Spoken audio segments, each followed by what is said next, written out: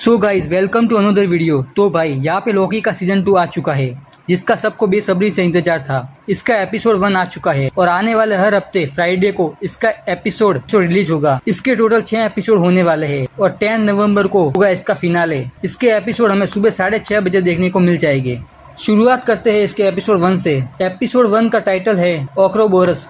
इसके एपिसोड की शुरुआत होती है पिछले सीजन का लास्ट एपिसोड हुआ था, यानी लॉकी दूसरे टीबीए में पहुंच चुका है जो कि पास्ट में है। यहाँ पे टाइम कीपर की जगह कैंग द कॉन्क्यूरर की मूर्ति लगी हुई है और टीबीए के मेंबर इसके पीछे पड़े हुए हैं। लॉकी यहाँ पे लगातार याद दिलाने की कोशिश करता है कि मॉर्बियस को कैसे नहीं पहचान पा रहे हैं। मैं तुम्हारा दोस्त हूँ, हम कितने सारे मिशन एक साथ किए, पर टीबीए के मेंबर उसको पकड़ना चाहते हैं। लॉकी वहाँ से भागता है और उसको वहाँ पे केसी मिलता है और केसी भी उसको नहीं पहचानता है। फिर उसके बाद लॉकी ग्लिच करके प्रेजेंट वाले टीबीए में पहुंच जाता है जहाँ पे केसी उसको पहचानता है और लॉकी समझ जाता है कि मैं ग्लिच करके कभी पास्ट में तो कभी प्रेजेंट में जा रहा हूँ। आगे हम देखते हैं कि प्रेजेंट वाले टीबीए में हंटर B-15 और मोर्बियस डिस्कस करते हैं। मल्टीपल टाइमलाइन शुरू हो गई थी और सेकी टाइमलाइन डिस्ट्रॉय हो गई थी। हंटर B-15 यहाँ पे कहता है कि जितनी भी नई टाइमलाइन शुरू हुई है वहाँ पे भी लोग जिंदा है, तब उनको मार नहीं सकते हैं।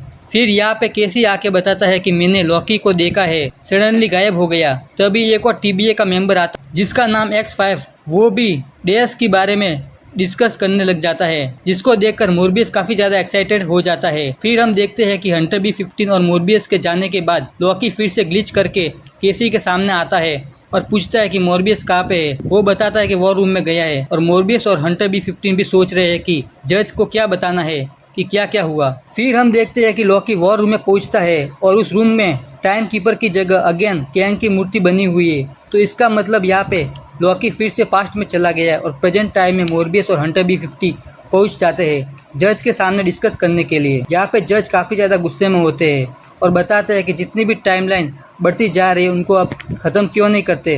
हंटर B-15 समझाती है कि यहाँ पे भी लोग रह रहे हैं, हम इतने लोगों को एक साथ कैसे मार सकते हैं। और यहाँ पे डिस्कशन चलती है। कुछ कहते हैं कि यहाँ पे एक ही टाइमलाइन रहनी चाहिए। सो यहाँ पे आखिर में फैसला निकल कर आता है कि टाइमलाइन को डिस्ट्रॉय नहीं किया जाए। हंटर B-15 यहाँ पे खुश होते हैं। फिर हम देखते हैं कि लॉकी फिर से ग्लिच करके मोर्बियस के पास पहुंच जाता है और वो मोर्बियस को पहचान लेता है। लॉकी देखता है कि सेकंड टाइमलाइन कीपर है, उसको डिस्ट्रॉय कर देता है। पीछे यहाँ पे ईगो रिमेंस की पिक्चर निकलती है और यही पे ईगो रिमेंस जो कैंग के रूप में वापस आ रहे हैं और उनको रोकना होगा और इसने ही हमारी जिंदगियां बर्बाद कर रखी है। X5 को यहाँ पे ऑर्डर दिया जाता है कि सिल्वी को ढूंढो, कहाँ पे है। लॉकी और मोर्बियस आपस में बात करते हैं जो भी अभी तक कुछ हुआ। लॉकी मोर्बियस को ये भी बताता है कि टीबीए के पास से आया हूँ और वो ग्लिच करता है बार बार। मोर्बियस के पास कोई भी ऑप्शन नहीं है लॉकी की बात मानने के अलावा। आर्केडियम डिपार्टमेंट के हेड ऑर्कोबस मिल जाते हैं। यहाँ पे एक बात पता चलती है कि मोर्बियस की मुलाकात ऑर्कोबस यानी ओबी से 400 साल पहले हुई थी और मोर्बियस को मुलाकात के बारे में कुछ भी याद नहीं है, लेकिन ओबी को मुलाकात के बारे में याद है। यहाँ पे लॉकी फिर से ग्लिच कर देता है और पहुंच जाता है पास वाले ओबी से मिलने। पास्ट वाले और प्रेजेंट वाले ओबी समझ ही नहीं पाते कि टाइम स्किप या ग्लिच क्या है, ग्लिच का क्या सिस्टम है, लेकिन वो इनकी आंखों के सामने होता है। अगर ये सब हो रहा है तो इसको कैसे ठीक किया जाए। ओबी कहता है कि हाँ याद आ गया, लॉकी कुछ साल पहले मेरे सामने आया था।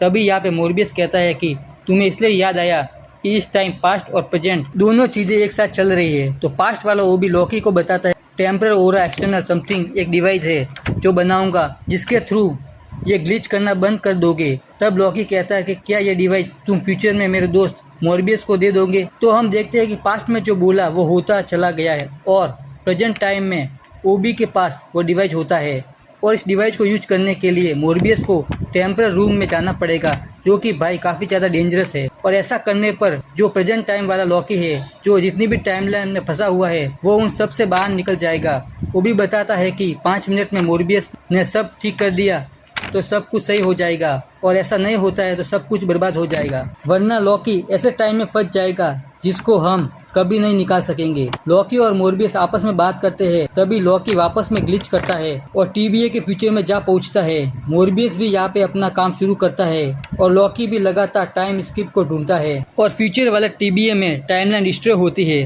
मोर्बियस यहाँ पे अपना काम शुरू कर देता है। लॉकी के पास यहाँ पे कम टाइम बचता है जिसमें उसको टाइम स्टिक ढूंढ के अपने आप के ऊपर लगाने लॉकी घबराया हुआ है और वो मान लेता है कि कुछ गड़बड़ होने वाली है। टाइम यहाँ पे कंप्लीट हो जाता है और मोरबियस मान लेता है कि शायद लॉकी अब टाइमलाइन में फंस चुका है। फ्यूचर टाइम में लॉकी के सामने लिफ्ट खुलती है और उसके सामने दिखती है सिल्वी। फिर लॉकी सडनली टीबीए के अंदर जा पहुंचता है। लॉकी कहता है कि हमको सिल्वी को ढूंढना होगा और यहाँ पे हंटर B-15 देखती है कि एक आर्मी कहीं तो जा रही है और वो डेफिनेटली सिल्वी को ढूंढने तो नहीं जा रही है। और ये एपिसोड यहीं पे खत्म हो जाता है। यहाँ पे हम मिड क्रेडिट सीन में देखते हैं कि सिल्वी 1982 में पहुंच चुकी है और वहाँ पे मेंटलोस में खाना ऑर्डर करती है। सो यहीं पे एपिसोड खत्म हो जाता है। सो गाइज यही थी आज की वीडियो और कैसा लगा आपको लॉकी सीजन 2 का पहला एपिसोड कमेंट में जरूर बताना। अगर आप चैनल पर नए हो तो चैनल को सब्सक्राइब जरूर करना और बेल नोटिफिकेशन को ऑल पे सेलेक्ट कर देना ताकि आप आने वाली अपकमिंग मूवी सीरीज का अपडेट मिस ना कर सको। मिलते हैं नेक्स्ट वीडियो में, तब तक बाय बाय, टेक केयर।